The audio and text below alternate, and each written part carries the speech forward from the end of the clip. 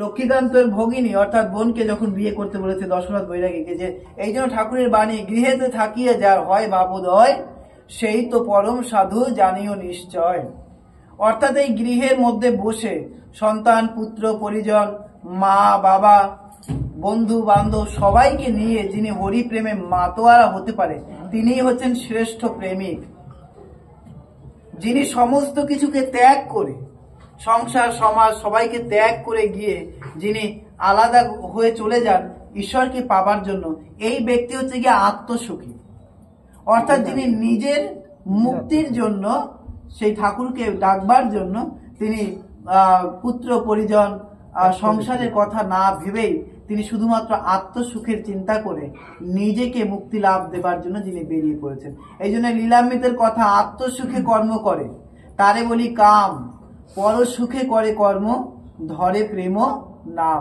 অর্থাৎ যিনি নিজের সুখের কর্মের জন্য শুধুমাত্র ভক্তি করে, যিনি নিজের মুক্তির জন্য শুধুমাত্র ভক্তি করে, এখানে জীবের মুক্তি প্রাপ্ত হয় না। পর সুখে কর্ম করে কর্ম ধরে প্রেম নাম। অর্থাৎ যিনি সকল জীবকে নিয়ে তিনি সেই ঠাকুরের নাম নিতে পারে আনন্দ ভরে, তিনি হচ্ছেন গিয়ে জগতের একজন প্রেমিক ব্যক্তি। কেন প্রেমিক?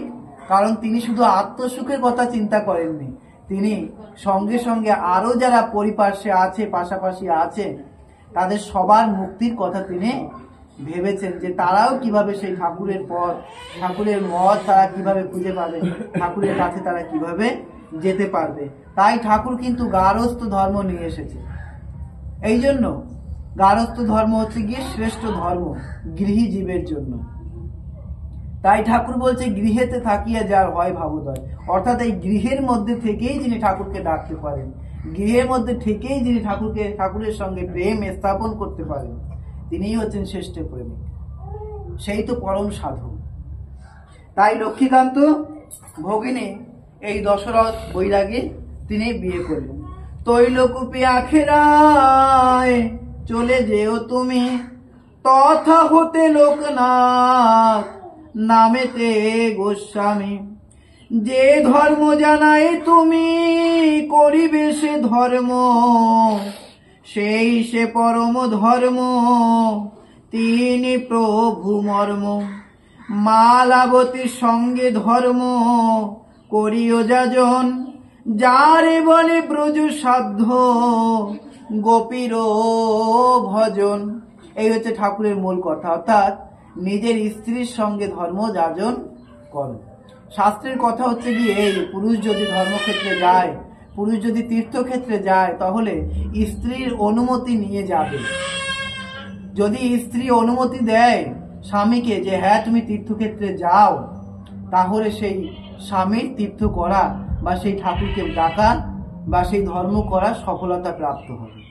যদি স্ত্রী অনুমতি না দেয় তাহলে কিন্তু তা পরিপূর্ণতা হবে না। তাই ঠাকুর এই গারস্থ ধর্ম এনে তিনি একটাই কথা বলেছেন, কি লয়ে নিজ নারী ব্রহ্মচারী, সচ্চরিত্র রবে সত্য পথে থেকে সদা সত্য কথা কবে, পরপতি পরসতী স্পর্শ না করিবে, না ডাকো হরিকে হরি তোমাকে ডাকিবে। অর্থাৎ নিজের স্ত্রী, নিজের সতীকে সঙ্গে করে নিয়ে নিজের মনের মধ্যে থেকে ব্যভিচারকে দূর করে, অর্থাৎ অন্যের স্ত্রীর প্রতি, অন্যের মেয়ের প্রতি, অন্যের বউয়ের প্রতি যে আমাদের কুদৃষ্টি, ব্যভিচারী মন, ব্যভিচারী ভাবনা, এই ভাবনাটাকে দূর করে দিয়ে নিজের স্ত্রীর সঙ্গে ধর্ম পালন করো, তাহলে সেই ধর্মের মানে পরিপূর্ণতা পাবে। ঠাকুর গারস্থ ধর্ম এনে কেন বিয়ে তিনি করতে বললেন? বিয়ে করতে বললেন এই জন্য, যাতে তুমি অবিবাহিত থেকে তুমি কোনোদিন ব্যভিচারে মত্ত না হও। তুমি যেন নিজের স্ত্রীর সঙ্গে তুমি যেন ধর্ম যাজন করতে পারো, তোমাকে যেন ব্যভিচারে কোনোদিন গ্রাস না করতে পারে, তুমি যেন অসৎ পথে না যাও। এই জন্য তাই বলছে লয়ে নিজ নারী ব্রহ্মচারী ঘুচাইতে ব্যভিচার। অর্থাৎ এই ব্যভিচারকে সমাজ, সংসার, গৃহ হতে দূর করবার জন্য ঠাকুর এই গারস্থ ধর্ম এবং ঠাকুর বিয়ে করতে বললেন দশরথ বৈরাগীকে, তারক গোসাইকে। এইভাবেই কিন্তু ঠাকুর এক একজনকে কিন্তু শিক্ষা দিলেন। তাই বলছে মালাবতীর সঙ্গে ধর্ম করিও যাজন, যারে বলে ব্রজ সাধ্য গোপীর ভজন, অর্থাৎ নিজের স্ত্রীর সঙ্গে তোমরা ধর্মযাজন করো। অর্থাৎ ধর্মক্ষেত্রে যাও, কর্মক্ষেত্রে যাও, যেখানেই যাও না কেন যদি নিজের স্ত্রীকে সঙ্গ করে যেতে পারো, দেখবা সব কাছে তুমি বিজয়ী। আর যে কোনো ধর্ম কথা শুনতে গেলে পরে, যে কোনো সাধু সঙ্গে যেতে গেলে পরে অবশ্যই নিজের স্ত্রীকে নিয়ে শুনতে হয়। এর কারণ হচ্ছে গিয়ে এই ধর্ম পুস্তকে অনেক গভীর গভীর অনেক গোপনীয়, অনেক মাহাত্ম্যপূর্ণ কথা রয়েছে, যেগুলো শুধু একা পুরুষ বা একা স্ত্রী শুনলে হয় না, সেগুলো স্ত্রী পুরুষ উভয়কেই শুনতে হয়। কারণ হচ্ছে কি, এই ধর্ম যাজন করতে গেলে স্ত্রী পুরুষকে কিছু কিছু সময় পবিত্র অবস্থায় থাকতে হয়।